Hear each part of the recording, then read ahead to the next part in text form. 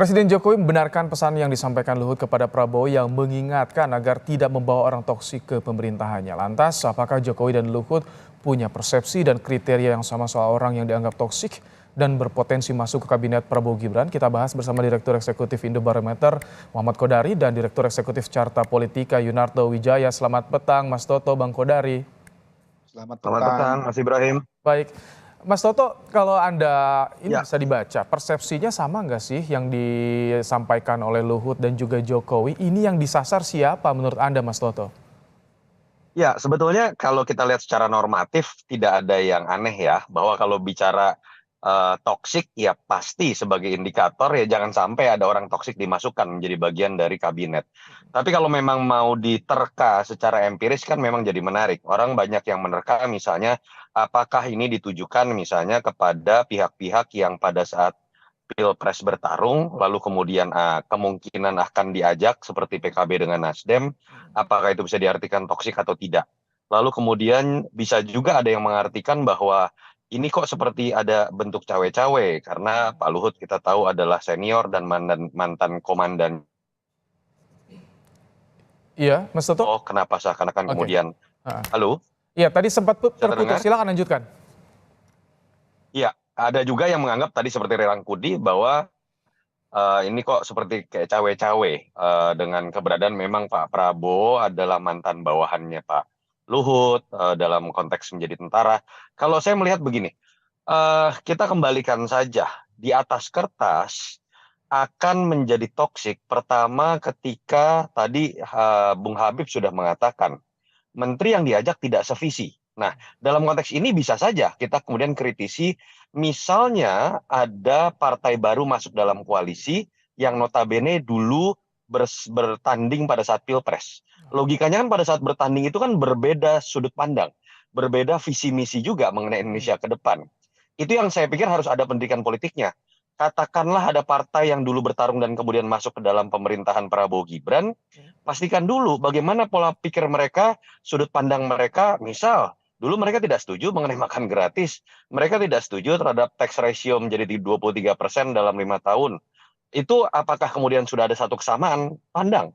Kalau kemudian masih visi misinya berbeda, itu bisa jadi toksik. Oke. Yang kedua, harus diingat juga, toksik itu juga bisa bermakna kalau kemudian seorang presiden membentuk kabinet dengan cara memberikan cek kosong kepada partai-partai dalam konteks kompensasi pembentukan koalisi. Kalau itu terjadi, itu juga toksik karena artinya presiden tersandera dalam menggunakan hak prerogatifnya. Jadi saya sih masih melihat dalam konteks ini tinggal bagaimana Pak Prabowo menerjemahkan ini secara positif, bahwa ini sekedar masukan, sekedar nasihat, Oke. dengan indikator-indikator yang saya sebutkan tadi, harus satu visi misi, harus Oke. kemudian juga tidak tersandera. Kalau itu dijalankan, saya pikir ini bisa dilihat sebagai solusi. Oke, Bang Kodari, kalau Anda lihat ini bagaimana? Ini usulan ini atau saran ini serius nggak sih? Bakal didengar oleh Prabowo nggak? Pertama saya penasaran ya, ini kok konsep psikologi ini dibawa-bawa dalam politik. Karena itu saya coba browsing ya, apa sih ciri-ciri orang toksik itu? Heeh. Pertama, bersikap egois, biasanya hanya fokus pada diri sendiri. Oke. Itu satu. Dua, selalu memberi kritik negatif. Apapun yang ditampilkan selalu dikritik, pokoknya salah aja. Dua. Kemudian hobi menciptakan drama.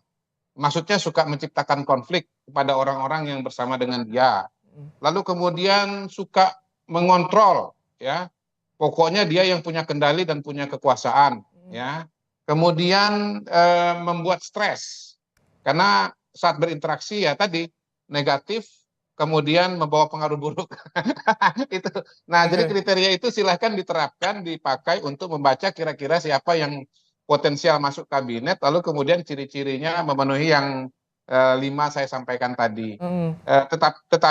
Tetapi saya kira poinnya adalah kembali kepada apa yang disampaikan oleh Kompas TV tadi, bahwa memang jangan bawa orang kepada suasana yang negatif dan membawa pengaruh buruk. Jadi sebetulnya kan jangan membawa orang yang negatif atau jangan membawa kelompok yang negatif ke dalam kabinet.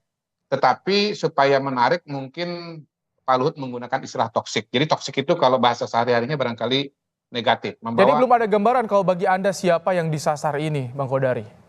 Saya melihatnya ada dua ya yang menjadi sasaran. Pertama, memang orang-orang yang dinilai sudah memenuhi kriteria yang 5 tadi, egois, selalu mengkritik, penuh drama, suka mengendalikan, lalu membuat stres. Itu saya kira Pak Luhut mengatakan pada Pak Prabowo, kalau di kepala Anda ada orang yang memenuhi kriteria yang 5 itu langsung jangan ditolak aja, jangan jangan masuk ke dalam kabinet. Oke. Yang kedua, orang-orang yang mungkin seperti kata Mas Toto tadi, berada di seberang, katakanlah tidak menjadi bagian dari koalisi Indonesia Maju yang mengusung Pak Prabowo, tetapi kemudian secara kriteria itu masih bisa diterima, tetapi diingatkan dari sekarang bahwa kalau Anda sudah masuk ke dalam, Anda jangan mengganggu suasana yang sudah ada di dalam, begitu. Oke. Mengganggu itu dari aspek apa? Pertama tentu saja dari pemikiran. Hmm. Kalau istilahnya Bang Habib tadi adalah visi, kemudian dari kepribadian. Jangan sampai udah masuk lalu ke sana anti, ke situ anti, ke situ anti. Oke. Akhirnya kan nggak bisa kerjasama. Itu yang saya kira diingatkan oleh Pak Luhut. Lalu sebenarnya apa pesan yang disampaikan? Apa kepentingan Jokowi dan juga Luhut menyampaikan soal toksik ini ke publik? Kita akan bahas nanti usai jeda. Mas Toto dan Bung Kodari tetap bersama kami, pemirsa Kompas TV. Baik, kita masih membahas soal makna toksik yang disampaikan oleh Luhut dan juga Jokowi untuk Presiden terpilih Prabowo Subianto. Masih bersama kita, Yunarto Wijaya dan juga Muhammad Kodari. Bang Kodari, tadi soal pesan toksik, apakah yang dimaksud toksik ini soal partai yang awalnya di luar, kemudian juga akan berada di dalam, diajak ke dalam pemerintahan ini, apakah itu yang dimaksudnya dan apakah seberapa harus didengarkan pesan ini oleh Prabowo Subianto, Bang Kodari? Ya, pertama tentu pesannya bagus ya, harus didengarkan bahwa dalam menyusun kabinet harus penuh pertimbangan. Ini kan pertimbangannya kan seperti saya bilang tadi, kok aromanya terminologinya terminologi psikologi ya. Padahal sebetulnya sedang dibicarakan fenomena politik gitu. Biasanya kan kalau kita bicara mengenai kabinet, yang dihitung itu pertama adalah soal komposisi partai. Pada hari ini kan secara de facto memang Koalisi Indonesia Maju suaranya belum 50% di parlemen, dan karena itu membutuhkan tambahan partai politik untuk supaya lebih di atas 50%. Yang kedua, kalau kita bicara menteri, tentu kita bicara perwakilan, bicara juga soal kompetensi. Nah, saya kira Pak Luhut itu mau menambahkan, kalau mau masukkan partai politik, tolong dilihat juga partai politiknya. Mana yang kira-kira bisa bersinergi di dalam kabinet, dalam pemerintahan, apalagi 5 tahun ke depan, dan terutama berhadapan dengan begitu banyak masalah-masalah penting, masalah geopolitik, masalah pangan, masalah energi, dan yang lain-lain. Bagaimana agar ritme kabinet atau ritme pemerintahan itu harus berjalan dengan baik gitu. Musuhnya tuh ada di luar ya. Kalau kita bicara persoalan-persoalan yang dihadapi pemerintahan yang akan datang, musuhnya tuh jangan sampai dari dalam. Jangan sampai ada orang toksik yang kalau kita bicara misalnya perusahaan atau organisasi, dia masuk ke dalam organisasi tersebut, dia bukannya membuat organisasi menjadi produktif, tapi malah kontraproduktif. Dia bukan meningkatkan kinerja, tapi malah menurunkan kinerja. Dia bukan membangun tim, tapi kemudian malah mendestruksi tim itu. Nah, saya kira itu yang pesan yang penting yang disampaikan oleh Pak Luhut, dan hemat saya itu pesan sangat relevan dipikirkan oleh Pak Prabowo. Soal bagaimana terjemahan kriteria toksik tadi oleh Pak Prabowo, tentu itu wilayah prerogatifnya Pak Prabowo sebagai seorang presiden. Oke, Mas Toto, kalau Anda melihat ini pesan yang tadi oleh Bang Kodari harus dengarkan. Kalau pesan seperti ini bisa 1 kali, 2 kali, atau bisa terus-terusan, kan nanti jadinya cawe-cawe Prabowo masih ada dalam bayang-bayang Luhut dan juga Jokowi. Kalau Anda melihatnya bagaimana? Gini, kalau saya melihat ini kan masih masa transisi ya, artinya memang harusnya dimanfaatkan saja. Masa transisi terlama tidak pernah ada, sebelumnya ada 7 bulanan. Biarkan semua pihak memberikan masukan, tapi saya berharap statement-statement seperti ini ketika kemudian Prabowo sudah dilantik tidak muncul lagi, termasuk dari seorang Jokowi sekalipun, karena pemaknaan mengenai toksik ini juga bisa menjadi salah satunya kalau diturunkan adalah kalau presiden terlalu diatur-atur, entah oleh mantan presiden atau siapapun yang merasa punya saham, termasuk partai-partai, itu juga menjadi bagian dari toksik sendiri. Nah, toksik ini kita tetap anggap sebagai sebuah indikator positif lah. Katakanlah Pak Luhut kan sudah mengatakan tidak mau masuk lagi di dalam sistem, tidak mau menjadi menteri. Artinya tuduhan bahwa Pak Luhut punya kepentingan politik, seperti seorang lord kalau istilah netizen atau prime minister bayangan, itu harusnya mungkin bisa dibantah. Tetapi ada beberapa yang kita bisa turunkan terkait dengan indikator toksik. Misal, kalau saya berharap Pak Prabowo misalnya bisa meniru apa yang terjadi pada Jokowi periode pertama. Ada terobosan yang coba dibuat oleh Pak Jokowi, walaupun kemudian tidak berjalan. Satu, kalau katakanlah betul ingin mencari sosok yang berintegritas, kalau sudah lebih berintegritas kan pasti less toxic ya.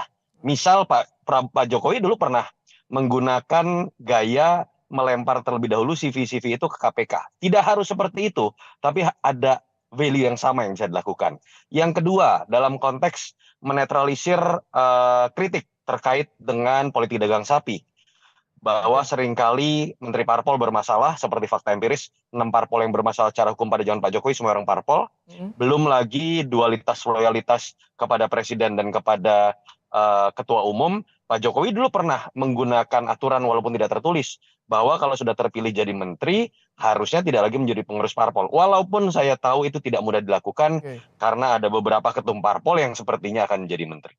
Oke, tadi kalau misalkan Bang Kodari menyinggung soal bagaimana melihat ada partai yang akan diajak dari luar ke dalam, ini akan berseberangan nggak dengan konsep yang saat ini digaungkan oleh Prabowo merangkul semua? Ini akan susah atau bagaimana? Di satu sisi ingatkan soal toksik, tapi di sisi lain Prabowo ingin merangkul semua pihak nih Bang Kodari. Ya, ke saya atau ke Toto? Ke Anda Bang Kodari. Bang Kodari. Iya. Ya makanya lontaran ini disampaikan sebagai sebuah peringatan atau warning kepada mereka-mereka yang akan bergabung, bahwa Anda kalau sudah di dalam harus siap-siap dengan irama yang akan dan program yang akan dijalankan oleh Prabowo dan Gibran gitu.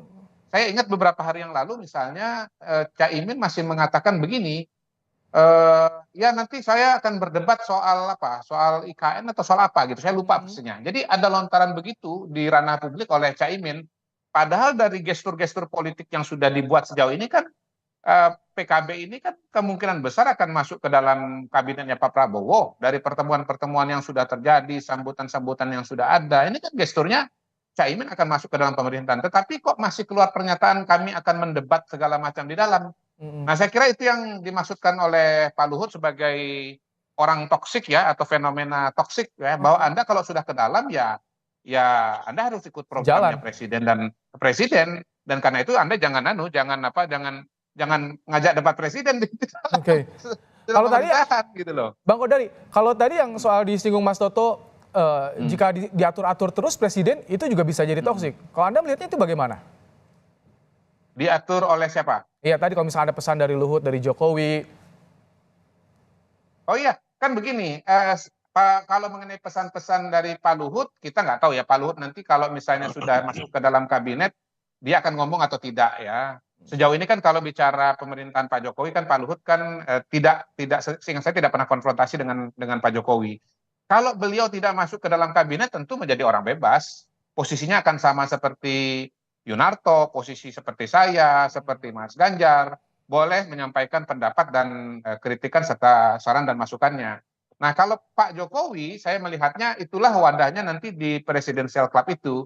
Jadi saran-saran dari para mantan presiden ini hendak diwadahi oleh Pak Prabowo melalui sebuah unit ya. Saya tidak menyebutnya lembaga yang bernama Presidential Club. Jadi saya melihat Pak Prabowo sudah menyediakan jalur-jalur atau format-formatnya agar para mantan presiden ini bisa memberikan masukan dan ikut berpartisipasi dalam proses politik ke depan. Mas Toto, kalau Anda melihat kepentingan dari Luhut dan juga Jokowi menyampaikan soal orang toksik ini, pesan untuk Presiden terpilih Prabowo itu apa sih?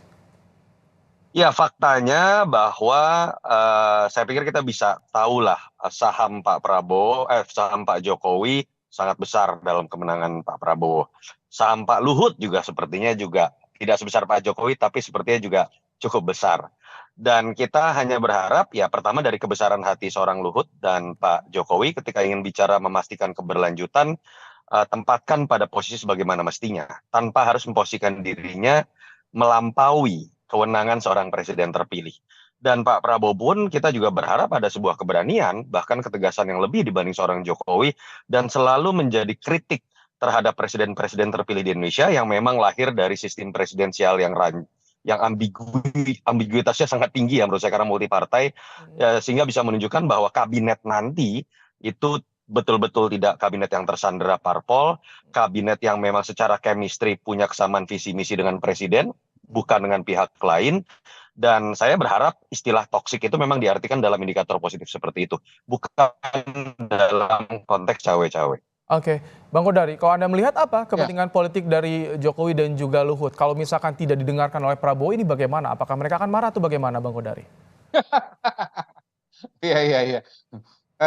Jadi Pak Jokowi kan ingin program Indonesia Maju itu lanjut dan itu sudah disampaikan oleh Pak Prabowo bahwa dia akan melanjutkan apa-apa yang dikerjakan oleh Pak Jokowi. Jadi saya kira pesan-pesan itu terutama dari Pak Luhut disampaikan dalam kerangka agar menjaga agenda Indonesia Maju itu berjalan. Nah, kalau saya kan menyederhanakan program Indonesia Maju itu item-itemnya pertama pembangunan infrastruktur, yang kedua hilirisasi, yang ketiga digitalisasi, empat pembangunan sumber daya SDM, kemudian pendidikan, kesehatan, pangan dan yang lain-lain. Yang kelima IKN. Nah, ini program-program ini kan mau dilanjutkan gitu. Sementara ada pihak-pihak yang kemarin itu berbeda pendapat mengenai item-item ini. Nah, kalau memang masuk ke dalam, maka Anda harus menyesuaikan diri dengan program-program itu.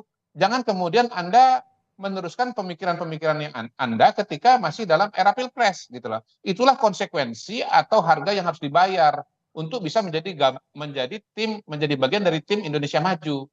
Eh, Ya saya melihat ini sebagai sebuah dinamika organisasi biasa ya dalam tanda kutip, bahwa ketika ada orang yang baru masuk, maka kemudian yang masuk itu harus menyesuaikan dengan ritme dan spirit serta etos yang berlaku di dalam tim tersebut gitu. Agenda-agenda yang ada di tim tersebut, termasuk juga menyesuaikan diri dan berkomunikasi dengan baik dengan orang-orang yang ada di dalam.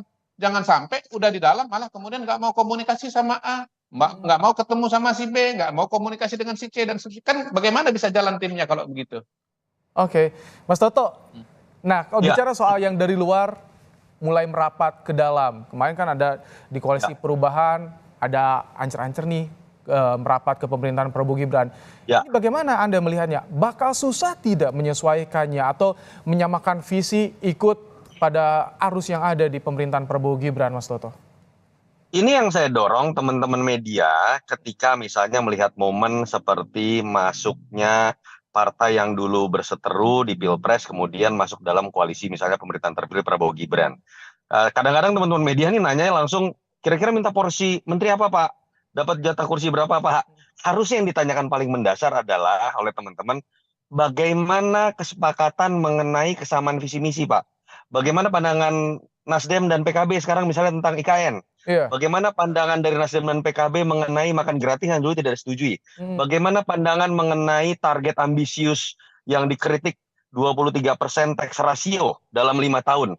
Kalau itu yang terjadi, publik bisa melihat bahwa ada kesesuaian dari si program dan visi misi, minimal satu variabel terkait dengan kemungkinan terjadinya toksik itu bisa dieliminir. Jadi saya berharap setelah ini tanyakan nih kepada pihak-pihak yang Itu termasuk kemarin kan dianggap Caimin soal narasi perubahan masih kenceng tuh, soal IKN juga disampaikan. Apakah yang disasar ini termasuk soal Caimin? Karena kan dari luar akan merapat juga itu sosoknya. saya sepakat, nah itu tadi, tanyakan kepada teman-teman yang ingin kemudian masuk. Jangan kemudian tiba-tiba berbicara, oh 2 menteri cukup, kita kemudian akan langsung mendukung. Kan tidak. Kebutuhan buat rakyat adalah bagaimana keberadaan dari parpol yang baru selain menambah kuantitas jumlah kekuatan di parlemen, tapi ada kesesuaian visi misi. Itu yang kita belum dengar diskursusnya sampai sekarang gitu. Dan itu yang menurut saya juga bisa menjadi bagian dari toksik. Walaupun toksik tidak bisa kita sederhanakan seakan-akan hanya mungkin terjadi dari parpol yang dulu berseteru. Pihak-pihak yang merasa dirinya bisa menjadi presiden bayangan dalam hal ini misalnya kalau ada yang mengatakan berharap Pak Jokowi bisa jadi presiden bayangan, itu juga imajinasi yang sifatnya toksik. Berharap Pak Luhut bisa kemudian menjadi semacam prime minister atau super minister, itu juga toksik. Itu yang menurut saya harus dihindari. Jadi nanti juga bagaimana terserah Prabowo Subianto membaca makna toksik yang dilemparkan oleh Jokowi dan juga Luhut. Terima kasih Bang Kodari, Mas Toto telah menyampaikan pandangan dalam program Kompas Petang sore hari ini. Baik.